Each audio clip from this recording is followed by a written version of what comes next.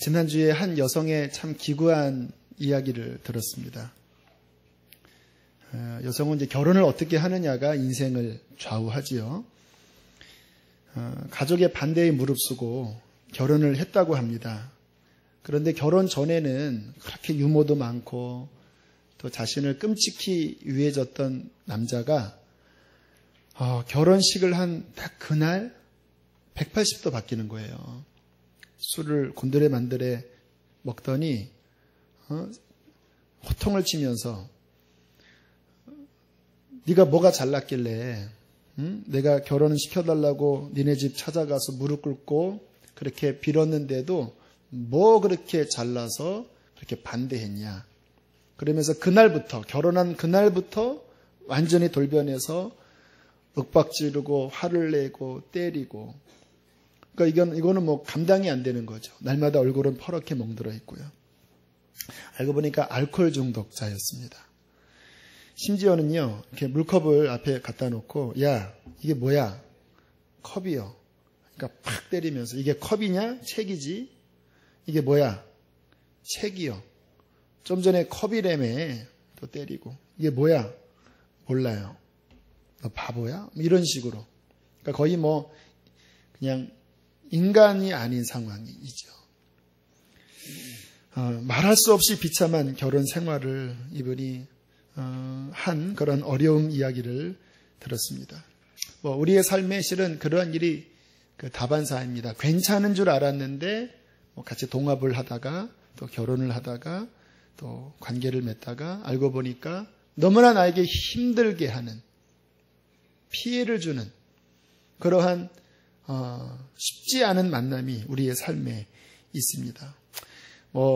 지금 제가 말씀드린 그런 정도는 아닐지라도 살다 보면 아무튼 그렇게 피해를 주는 사람들이 있고요. 의도적으로 나에게 이렇게 어려움을 주는 사람이 있습니다. 왜 그럴까요? 사람 안에 죄가 있기 때문에 그런 것 같아요. 본인 의도와 상관없이 그 속에 이렇게 마음이 뒤틀려 있고 꼬여 있어서 원치 않는 부대낌이 인간관계 안에 있습니다. 저 같은 경우에는 군대를 갔는데 군대 안에 그 1:1 양육이 있습니다. 그러니까 새로 그 신임이 오면 1년 고참, 그러니까 5월에 들어오면 그 전년해 5월 1년 고참이 1:1 양육자로 붙어서 이제 어떻게 군 생활을 해야 되는지 이렇게 양육하고 이제 하는 시스템이 있습니다. 그런데 저는 저를 교육했던 그분이 그렇게 기독교를 미워하는 분이었습니다. 저한테 막 이를 갈면서 그러더라고요. 나는 교회 다니는 사람이 너무 싫었고 지하철에서 노방 정도 하면 죽이고 싶었어. 이러면서 막 살기등등한 눈으로 바라보니 전도사잖아요, 제가. 그러니까 굉장히 저를 어렵게 하고 심술궂게 교회 가는 시간에 막 근무 시간을 넣고 그렇게 저를 괴롭혔습니다. 그러한 사람들을 만날 때 어떻게 해야 되죠? 조금 더 질문을 정확하게 하면 그러한 대상을 만났을 때 우리는 크리스천으로서 어떻게 해야 되죠? 믿지 않으면 같이 멱살 잡고 너 죽고 나 죽자 싸우면 되지요. 하지만 우리는 그리스도인이기 때문에 또 그렇게는 할 수 없잖아요. 평생 등 돌리고 원한을 품고 사는 것은 또 우리가 믿고 있는 이 신앙에 위배되잖아요. 그러니까 좀 전에 말씀드린 자매도 그러더라고요. 너무 괴로운 겁니다. 죽을 수도 없고 죽일 수도 없고 그런 상황에 있어서 주님께서는 우리에게 명확한 답을 실은 주고 계십니다. 성경을 다시 한번 보겠습니다. 우리의 모든 질문의 답은 말씀입니다. 마태복음 5장 38절 39절 중간까지 한 번 더 같이 읽겠습니다. 시작. 또 눈은 눈으로 너희가 들었으나 나는 너희에게 이르노니 악한 자를 대적하지 말라. 아멘. 거기까지 보겠습니다. 악한 자를 대적하지 말라. 답입니다. 이 뜻은 악으로 나올 때 같은 악으로 상대하지 말라는 거예요. 상대방을 이렇게 주먹 쥐고 붙자라고 했을 때 우리는 보통 같이 이제 이러잖아요. 그렇게 하지 말라는 거예요. 상대방이 욕을 할 때 우리는 같이 욕으로 맞받아치잖아요. 그렇게 욕으로 맞받아치지 말라는 거예요. 상대방이 화를 낸다고 같이 버럭버럭 화를 내면서 그렇게 악으로 대하지 말라는 것입니다. 답답하죠, 참. 우리의 본성은요, 오늘 주님이 눈은 눈으로, 이는 이로 갚으라 이렇게 말씀을 구약 성경을 인용했는데요. 이 본성입니다, 본성. 눈을 뽑으면 상대방 눈을 뽑아야지 직성이 풀리는 정도가 아니라 하나를 뽑으면은 막 두 눈을 뽑고 막 혀까지 뽑아야 돼요. 그게 사람의 본성이죠. 억울한 일을 당하면 잠 안 오지요. 진짜 내 속을 긁어놓은 누군가의 말을 들으면 뒤를 돌아서면서부터 계속 주야로 묵상이 되잖아요. 막 자면서도 막 참을 수가 없고 벌떡 일어나고 어떻게 해서라도 안갚음을 하고 싶은 것이 우리의 본성입니다. 옛날에 어떤 주인이 하인을 그렇게 때리고 무시하고 괴롭혔다고 그래요. 근데 어느 날 그 주인이 참회를 했습니다. 내가 하인에게 잘못했구나. 그래서 하인을 불러놓고 그동안 너를 괴롭힌 것이 미안하다. 이제 다시는 너를 괴롭히지 않겠다 그랬더니 하인도 참회를 하면서 저도 잘못했습니다. 이제 주인께 드리는 음식 안에 침을 뱉지 않겠습니다. 이게 이제 본성이에요. 하인이 힘이 없어도요, 어떻게 해서라도 갚는 것이 인간의 본성인데, 주님께서는 악을 악으로 되갚지 말아라. 누구에게 하시는 말씀일까요? 성도들에게. 왜 주님께서 그렇게 말씀하셨을까? 여러분 아셔야 합니다. 성경의 모든 말씀은요, 우리를 사랑하셔서 주신 말씀이에요. 우리를 바보같이 만들고 우리를 정말 못난이 만들려고 이러한 말씀을 하신 게 아니라 정말 우리를 사랑하시기 때문에 이 말씀을 주신 것입니다. 그 정연이라고 기독교 작가 아시죠? 그분이 이러한 시를 쓰셨습니다. 이제 하나님의 말씀을 듣고 원수를 사랑하라, 원수를 사랑하여라. 주의 말씀을 들은 거예요. 이렇게 대답을 했습니다. 무슨 말입니까, 주여? 내 하나님이여, 이 무슨 말씀입니까? 나에게는 그리도 엄격하시면서 어찌 내 원수에게는 그리 관대하십니까? 맨날 원수 사랑하라고 하고 용서하라고 그러고 나한테는 조금만 잘못하면 회개하라고 하시면서 어찌 그리 원수한테는 관대하시나요? 그때 이러한 음성이 들렸다고 그래요. 보아라, 나와 함께하는 것아, 내가 원수와 똑같은 얼굴이 되는 것을 나는 참을 수 없구나. 원수를 위한 게 아닙니다. 너를 위해서. 네가 같이 분내고 욕하고 대들고 싸우면서 네 얼굴이 망할 원수와 똑같이 되는 것을 내가 견딜 수 없구나. 여러분, 우리가 같이 화를 내고 미워하고 증오하면 나도 모르는 사이에 해를 받는 사람은요, 나 자신입니다. 아우슈비츠 포로 수용소 잘 아시죠? 거기에서 유대인들이 엄청나게 많이 죽었습니다. 나치에 붙잡혀서 자기의 부모, 형제가 날마다 시신이 되어 나오는 거예요. 여러분, 견딜 수 있겠습니까? 여러분의 자녀를 누가 때리기만 해도 요즘 얼마나 막 부모들이 견디지 못해요. 힘없이 그 수용소에 끌려가서 날마다 자기의 동족들이, 친족들이 가스실에 끌려가서 시신이 되어 나올 때에 이 유대인들의 마음은요, 증오의 화신이었다고 합니다. 손에 칼만 쥐어지면 내가 저작자, 내가 죽이고 말 거야. 죽이고 말 거야. 이게 유대인들이 갖고 있는 불타는 증오심이었습니다. 그런데 엘리 바이젤이라고 하는 그 유대인이 그 수용소에서 나와서 책 하나를 썼는데 그 책에 이러한 말을 고백했다고 그래요. 증오심이 존재하는 곳이면 그 어디에서나 미워하는 사람이 미움을 받는 사람보다 더 큰 고통을 당한다. 자기 얘기입니다. 미움에 불타는 그 사람, 막 화를 내고 막 증오하고 막 본인이 시원할 것 같잖아요. 그런데 미워하는 사람이 미움을 받는 사람보다 더 그 마음에 고통과 괴로움을 느끼는 것을 경험한 거예요. 복수심의 가슴에 불타고 있는 사람은 그 복수의 불길에 자기가 먼저 화상을 당한다는 것입니다. 그러므로 예수님께서 오늘 주시는 이 말씀은 우리를 바보처럼 만드시는 말씀이 아니라 우리를 사랑하시기 때문에 우리를 보호하시려고 실은 주시는 말씀입니다. 사랑하는 것아 내 원수와 똑같은 얼굴이 되는 것을 나는 참을 수 없구나. 사랑하는 교우 여러분, 한번 자신의 마음을 살펴보세요. 우리는 신앙인이기 때문에 이렇게 겉으로 그렇게 리얼하게 드러나는 분노는 실은 거의 다 이렇게 정리가 되셨습니다. 그러나 저 마음 깊은 곳에 누구를 생각하면 막 돌이 들려지는 거예요. 막 돌이 집어 던지고 싶고 그 내 마음속 저 깊은 곳에 내려놓지 못한 그 돌, 그 대상, 여러분 자신을 위해서 내려놓으셔야 합니다. 저 내 마음 깊은 곳에 누구를 생각하면 막 멱살을 잡고 있는 거예요. 막, 응? 네가 어떻게 내게 그럴 수가 있어? 내가 너한테 어떻게 해줬는데 그 멱살을 잡고 싶은 그 손을 이제는 내려놓으셔야 합니다. 우리 자신을 위해서.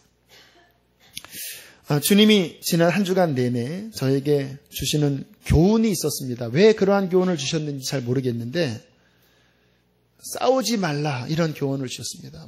저 별로 이렇게 싸우는 스타일은 아닙니다. 운전하다가 막 상대방이 심하게 해도 그렇게 화가 나진 않아요. 왜? 나도 그렇게 하니까 이해가 돼요. 이렇게. 그런데 주님께서 지난 한 주간 어떤 전화를 실은 하나 받았습니다. 전도한 것 때문에 막 화가 나서 막 위협하더라고요. 막 다시는 그러면 막 가만히 있지 않겠다고 그래서 잘 참고 넘긴 그 다음부터 주님께서 계속 싸우지 말라. 잠언서를 읽는데요. 14장 29절 노하기를 더디하는 자는 크게 명철하여도 마음이 조급한 자는 어리석음을 나타내느니라. 이 노하기를 더디하는 것이 보통 명철한 게 아니라 이 잠언에서는 크게 명철하다고 말씀하셨고 잠언서 15장 18절 분을 쉽게 내는 자는 다툼을 일으켜도 노하기를 더디하는 자는 시비를 그치게 한다. 쉽게 분내면 그 사람 가는 곳마다 분쟁이 일어난다. 그러나 참으면 그 사람 가는 곳이 화평하게 된다. 이런 들이 계속 눈에 들어오면서 주님이 싸우지 말라. 싸우지 말라. 우리 작년 9월인가요? 우리 창립 예배 드릴 때 유기성 목사님의 그 창립 예배 메시지가 싸우지 말라. 왜 그런 말씀을 하셨는지 모르겠는데, 한경진 목사님이었던 것 같은데, 어떻게 해야지 목회를 실패하지 않고 성공하겠습니까? 한 목사님의 대답, 싸우지만 않으면 됩니다. 이 말씀이 생각이 났고요. 지난 목요일날 우리 교육자 모임 갔을 때, 우리 지방 선배 목사님이 그런 이야기를 하시더라고요. 몇 년 전에 성북동에서 개척을 해서 막 사람들이 몰려왔는데 한 3년 차 지났을 때 어떠한 일들로 인해서 이렇게 다툼이 벌어지고 교인들이 빠져나가서 결국은 다른 데로 옮겼다. 이런 얘기를 이렇게 하시는데 저한테 하시는 말씀인 것 같았어요. 악을 악으로 대하지 않고 화를 화로 갚지 않는 주님의 말씀. 이것이 나 자신을 지키고 교회를 지키고 공동체를 지키는 우리 생각하는 것보다 더 중요한 하나님의 어떤 비밀이 다투지 않는 데에 있구나라는 생각을 하게 되었습니다. 사랑하는 교우 여러분, 싸우지 맙시다. 우리의 삶에 그러한 해를 끼치는 대상을 향하여 품고 있는 우리의 분을 주님 이름으로 내려놓읍시다. 그리야 할 때에 참된 화평이 우리의 삶에 일어나게 될 것입니다. 자, 그런 은혜를 주님이 주시면서 주님은 말씀을 더 깊게 보게 하시더라고요. 이 안에 있는 말씀이 화를 내지 말고 악을 악으로 대하지 말라고 하는 말씀은 소극적인 명령이다. 오늘 본문의 말씀은 그 정도의 의미가 아니라 실은 더 깊은 하나님의 마음이 이 말씀 속에 들어있다라고 주께서 깨닫게 하시더라고요. 39절에 보면 나는 너희에게 이르노니 악한 자를 대적하지 말라. 지금까지 제가 드린 말씀이죠. 소극적인 의미죠. 그런데 44절에 보면 함께 읽겠습니다. 시작. 나는 너희에게 이르노니 너희 원수를 사랑하면. 또 그 다음 읽겠습니다. 너희를 박해하는 자를 위하여 기도하라. 더 적극적으로 나아가고 있죠. 이게 주님께서 우리에게 실은 원하시는 본론의 말씀이라는 마음을 주셨습니다. 내가 진짜 원하는 것은 내가 원수를 사랑하는 데까지 가는 것이다. 여러분, 우리는 신앙인이기 때문에 솔직히 저는 그래요. 화 안 낼 수 있을 것 같아요. 그리고 그럭저럭 뭔가 저랑 관계가 안 좋은 사람들과 그럭저럭 너무 가깝지도 않고 너무 멀지도 않게 적당하게 가면 쓰고 그렇게 그럭저럭 지내는 것 할 수 있을 것 같아요. 왜? 나름대로 훈련 받았으니까. 그러나 문제는 뭐냐면 정말 내 마음 깊은 곳에 그 영혼을 사랑하라. 사랑하라는 말씀 앞에서는 자신이 없어요. 그런데 주님이 말씀은 그렇게 적당하게 그냥 덮고 그냥 그럭저럭 지내라고 하는 말씀에서 끝나지 않고 그 영혼을 사랑하고 그 영혼을 위해서 정말 기도하는 데까지 가라고 우리에게 도전하시는 것입니다. 왜 그렇게 말씀을 하셨을까요? 주님이 알게 하시더라고요. 그래야지 그 사람이 변화될 수 있다. 네가 화를 내고 네가 또는 적당히 거리를 두는 것 가지고는 문제의 근본이 해결이 되지 않는다. 정말 그 사람을 사랑할 수 있을 때에 그 사람은 바뀌기 때문에 사랑하라고 말씀하신다라는 깨달음을 주셨습니다. 사도 바울 아시죠? 그가 사울이었을 때 얼마나 예수님을 증오했습니까? 그래서 예수 믿는 사람들은 죽어야 된다고 생각했습니다. 그래서 스데반이 죽을 때 가편 투표를 하고 스데반의 옷을 지키기도 했고요. 아무튼 가는 곳곳마다 사람들을 잡아놓고 멱살을 잡고 예수 부인해 그렇게 잔혹한 사람이었습니다. 다메섹 도상에서 주님 만났을 때 주님이 뭐라고 말씀하셨는지 아세요? 사울아 사울아 어찌하여 내가 나를 핍박하느냐. 가시채를 뒷바질하기가 내게 고생이로구나. 이 가시채를 뒷바질한다는 말이 뭐냐면 이 말이 이게 막 이렇게 찌르면서 달려가잖아요. 그게 막 싫으니까 막 뒷발질하다가 그 자기의 발이 막 까지는 그 당시에 어떠한 현상을 이야기한 거거든요. 바울이 그 혈기 등등에서 예수 믿는 자를 막 죽이러 다닐 때 아까 말씀드렸잖아요. 이 세상에 증오심이 있는 곳에 미움이 있는 곳에 미움받는 대상보다 미워하는 그 사람이 더 해를 받는다고 그랬잖아요. 그러니까 바울이 본인도 몰랐지만 그렇게 막 씩씩대면서 돌아다닐 때 아마 깊은 마음속에 상함이 그 마음이 찢겨나가는 피 흘림이 있었던 것 같아요. 근데 주님께서 바울에게 본인도 몰랐던 그 마음을 헤아리면서 왜 나를 핍박하니? 너한테 고생이다. 사랑의 음성이었습니다. 뭐 정죄한 것도 아니었고 너무나 온유하게 너무나 자신을 사랑하면서 하신 그 말씀 앞에 꼬꾸라져서 그의 인생은 이렇게 고백하더라고요. 로마서 1장에 보면 나는 빚진 자다. 무슨 빚인지 아십니까? 사랑의 빚졌습니다. 그리고 일평생 그 사랑의 빚을 갚으려고 얼마나 그의 목숨을 하나님 앞에 드렸습니까?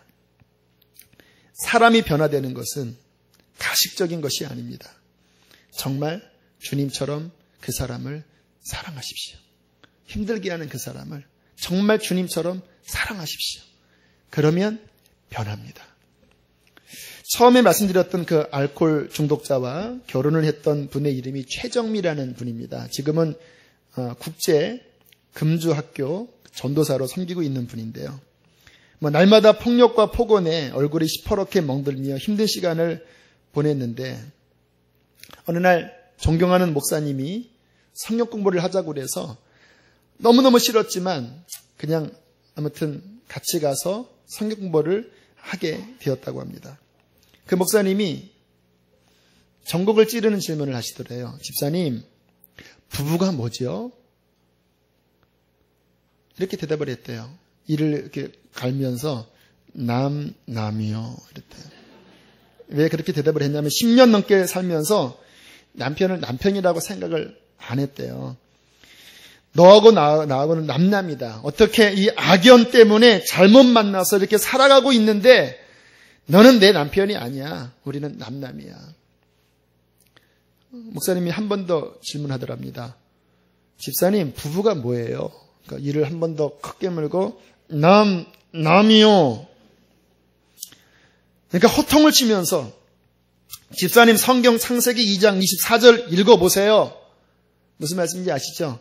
사람이 부모를 떠나 그 배우자와 한 몸을 이루라. 그 말씀이 제일 싫었대요. 왜냐하면 그 인간 같지도 않은 그 작자와 내가 하나라고 하니까, 그 더러운 자와 내가 하나라고 하니까 본인은 그 말씀이 너무너무 싫었대요. 근데 그 말씀을 읽으라고 하니까 막 그냥 견딜 수 없이 막 씩씩거리다가, 그래도 내가 존경하는 목사님이 읽으라고 하니까 순종이 제사보다 낫다고, 그래 내가 읽어나 보자. 그리고 성경을 펴서 남자가 그 부모를 떠나 여자와 연합하여 둘이 한 몸이라고 있는 순간 성령이 임하셨습니다. 여러분, 사람의 변화는요, 성령께서 정말 변화를 주시는 거예요.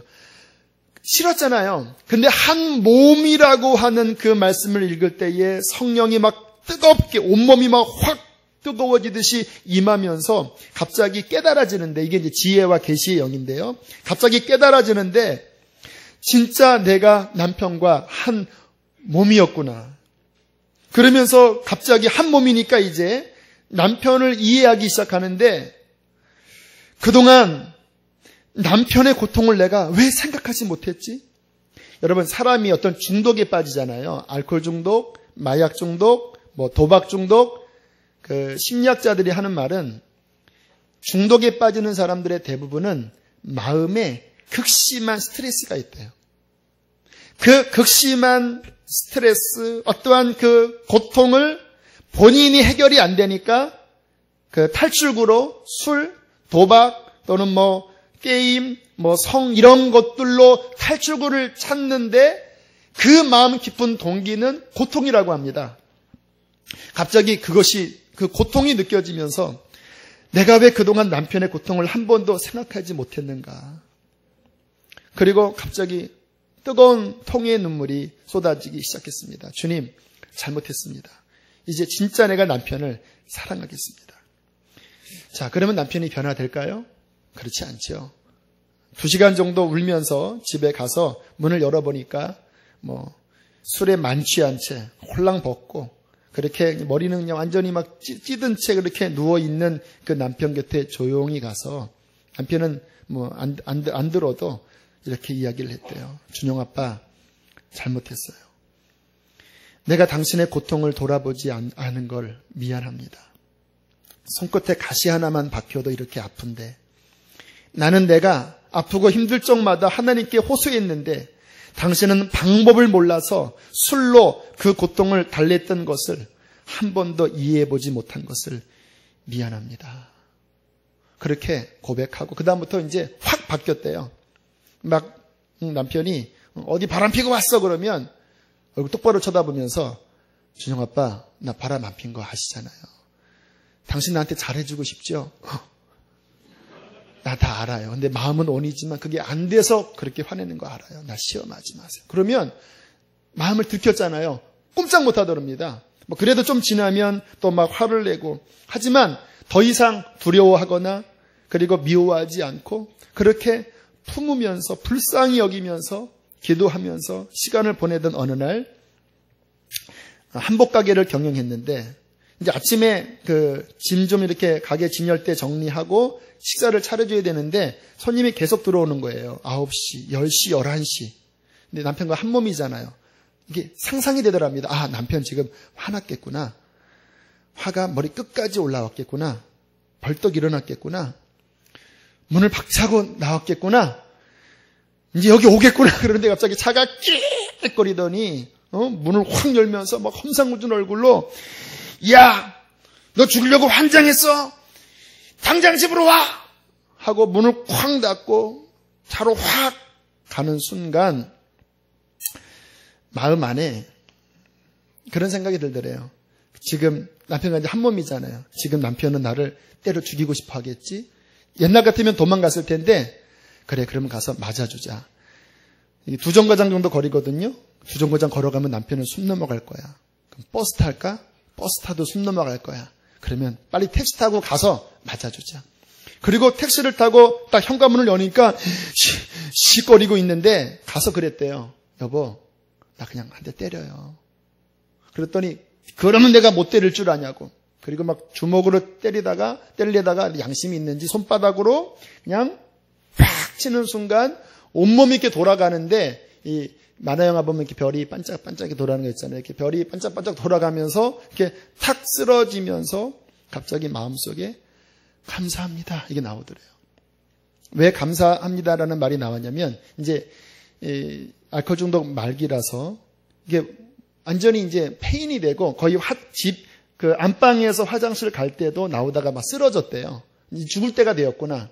그런데 한 대 딱 맞는데 힘이 있네. 그리고 이렇게 돌면서 저 힘으로 나를 죽이겠다고는 저 힘으로 한 번 더 살려고 하면 우리 준영 아빠 살 수 있겠다.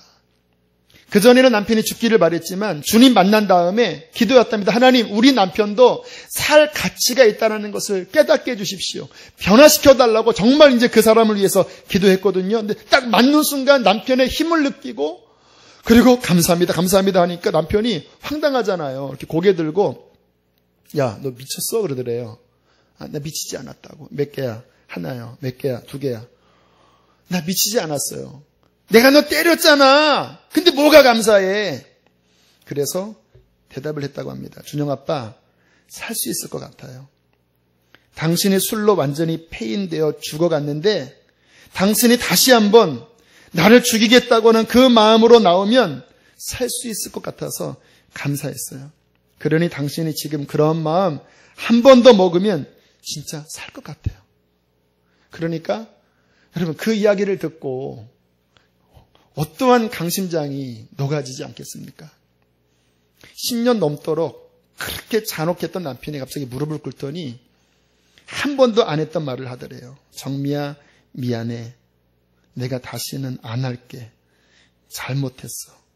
내가 지금까지 한 거 다 미안해. 어떻게 그런 일이 벌어졌죠? 오늘 본문과 연결되는 말씀이 로마서 12장이거든요. 원수를 축복하라. 그리하면 그 머리 위에 숯불을 쌓아 놓으리라. 숯불을.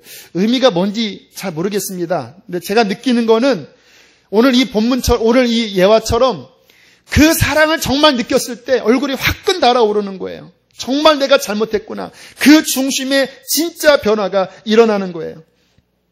그리고는 남편이 변화되기 시작하는데요. 막 밤중에 일어나면서 야, 일어나봐. 지금 천지가 막 진동하는 이 음성이 들리지 않냐고. 하나님이 나에게 말씀하신다고 하면서 막 요한복음 막 3장 4장을 피는 2장을 막 피는데 물이 변하여 막 포도주에 되는 사건을 막 하나님이 말씀하셨다고 하면서 지금 막 하나님의 음성이 들린다고 막 변화되고요. 그리고 부모님한테 가서 같이 내가 좀 잠 좀 자겠다고. 엄마 아빠 사이에 누워서 하는 말이 내가 그동안 너무 잘못했다고. 마음은 원이로되 육신이 약해서 내가 그랬다고. 다시 잘하겠다고. 형제들한테 얼마나 또 피해를 끼쳤겠습니까? 일일이 찾아가서 다 용서를 구한 다음에 마지막에 아내에게 정말 너 이쁘다. 너 나 없이 어떻게 살아? 그러더니 그날 일 나갔다 들어오니까 차가운 시신이 되어 누워있게 되었다고 합니다. 감사하게 하나님께서 그 마지막 그 영혼을 구원하셔서 데려가신 거예요. 여러분 잘 보세요. 무엇이 승리겠습니까? 평생 이를 갈고 정말 죽기만을 바라고 그렇게 끝나는 것이 하나님께 영광이겠습니까? 아니면 정말로 그 중심을 사랑해서 고난은 있었지만 정말 그 사랑을 깨닫고 변화될 수 없는 그 사울과 같은 악인이 변화되어 구원받는 것이 하나님의 기뻐하시는 뜻이겠습니까? 하나님께서 우리에게 원하시는 삶의 수준은요, 세상 수준이 아닙니다. 적당하게 그냥 참아내고 그냥 적당하게 괜찮은 척하는 것이 아니라 주님처럼 정말 그러한 사람들을 품고 사랑하여 원수의 마음을 녹이고 변화시킬 때에 하나님은 우리를 통해서 영광을 받으실 것입니다. 여러분, 저도 이 말씀 앞에 어저께 답답하더라고요. 마음이 너무 저도 쉽지 않은 거예요. 하나님, 그냥 적당하게 잘 지내라고 하는 정도면 제가 하겠는데 사랑하라고 하라고 말씀하시니까 주님, 저에게는 사랑이 없습니다. 그렇죠. 나에게는 없어요. 그러나 우리의 결론은 십자가잖아요. 내가 할 수 없는 것 십자가에 다시 한번 넘기우고 그 사랑의 화신인 예수께서 내 안에 생명으로 와 계시니 그 예수님 붙잡고 내가 그 영혼을 위해서 기도하며 나아갈 때 주님께서는 나의 인생에도 그러한 사랑의 삶을 살게 해주시리라 믿습니다. 그 열매가 있을 때에 우리는 주 앞에 서서 큰 상을 받게 될 것입니다. 가장 큰 상은요, 바로 이와 같은 삶이에요. 하나님의 변화의 역사가, 하나님의 승리의 역사가 오늘 이 말씀을 통하여 우리의 삶에 일어나게 되기를 축복합니다. 함께 이 시간 찬양하고 기도하기를 원합니다. 우리가 한때 자주 불렀던 찬양입니다. 보소서 주님, 나의 마음은. 여러분 마음 깊은 곳에 돌을 들고 멱살을 잡고 사랑할 수 없는 그 대상, 오늘 주님의 말씀 앞에 우리가 서 있습니다. 하나님 도와주십시오. 돌을 내려놓게 하시고 멱살을 내려놓게 하시고 더 적극적으로 그를 품을 수 있는 주의 마음을 주십시오. 함께 이 찬양 고백하면서 기도하고 나가겠습니다. 보소서 주님, 나의 마음을 선한 것 하나 그렇습니다. 주님 없습니다. 그러나 내 모든 것 주께 드립니다. 사랑으로 안으시고 날 새롭게 내 가슴에 손을 얹고 한 번 더 보소서 주님, 나의 마음을 선한 것 하나 없습니다. 그러나 내 모든 것 주께 드립니다. 사랑으로 안으시고 날 새롭게 우리 전심으로 주님 마음 내게 주소서. 내 아버지 주님 마음 내게 주소서. 나를 향하신 주님의 뜻이 이루어지도록 주님 마음 내게 사랑을 가르치소서.